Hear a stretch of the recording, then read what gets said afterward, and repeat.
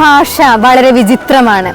ഒരുപക്ഷെ കണ്ടു നിൽക്കുന്നവർക്കോ കേട്ടു നിൽക്കുന്നവർക്കോ അതിൻ്റെ അർത്ഥങ്ങൾ മനസ്സിലായിക്കൊള്ളണമെന്നില്ല. പ്രാണൻ പോലെ, നിഴല് പോലെ, ശ്വാസം പോലെ കൂടെയുണ്ടായിരുന്ന ഒരാൾ പെട്ടെന്നൊരു ദിവസം ഇല്ലാതായാൽ ഒരു പ്രണയിനി ആ അവസ്ഥയെ എങ്ങനെയായിരിക്കും അഭിമുഖീകരിക്കുക? ഹൃദയത്തെ കൊത്തിവലിക്കുന്ന ഏറെ ആഴമുള്ള ഒരു ചോദ്യമാണിത്. നടനും കഥാകൃത്തും ഗായകനും ഗാനരചയിതാവുമായിരുന്ന സന്തോഷ് ജോഗിയുടെ ഓർമ്മകളെ അദ്ദേഹത്തിന്റെ പ്രിയപ്പെട്ടവൾ ജിജി ജോഗി ഒരു പുസ്തക രൂപത്തിൽ ആവിഷ്കരിക്കുമ്പോൾ പ്രണയത്തിന്റെ ഉന്മത്തമായ ആകാശങ്ങളെ വായനക്കാർ ഇവിടെ അക്ഷരങ്ങളിലൂടെ കണ്ടെടുക്കുന്നു.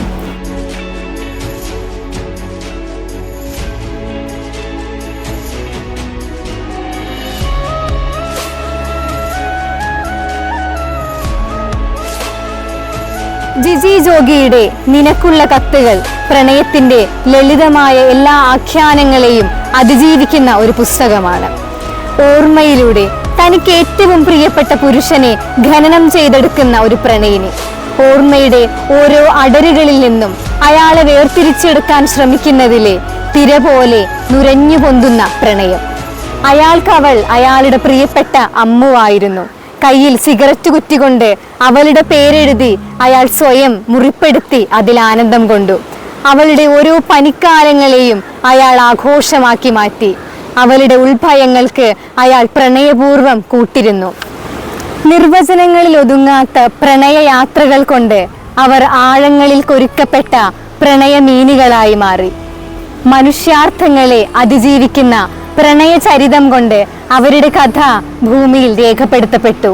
നിന്നെ പിടിച്ചു നിർത്താൻ എൻ്റെ പ്രണയം പോരായിരുന്നു എന്ന് ഇപ്പോൾ തിരിച്ചറിയുന്നു എന്ന് അദ്ദേഹത്തിന്റെ വേർപാടിന് ശേഷം എഴുതിയ ജിജി ജോഗി എന്ന അതേ പ്രണയിനി തന്നെയാണ് എല്ലാ ഋതുക്കളിലും, എല്ലാ യാമങ്ങളിലും, എല്ലാ ഇലയനക്കങ്ങളിലും ഞാൻ നിന്റെ വരവറിയുന്നു എന്ന് പ്രണയപൂർവം എഴുതി വെക്കുന്നതും.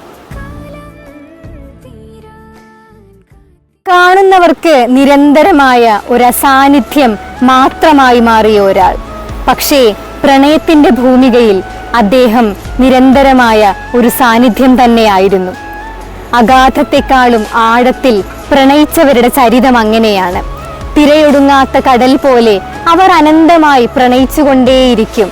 കടലിൽ അന്തർലീനമായ ഉപ്പുരസം പോലെ ജീവിതത്തിന്റെ ഉപ്പുരസങ്ങളെ അവരൊരുമിച്ച് അതിജീവിക്കും. ഓരോ മിടിപ്പിലും ഓരോ ശ്വാസത്തിലും അവർ പരസ്പരം പ്രണയപൂർവ്വം കത്തുകൾ എഴുതിക്കൊണ്ടേയിരിക്കും. ജിജി ജോഗിയുടെ നിനക്കുള്ള കത്തുകൾ പോലെ.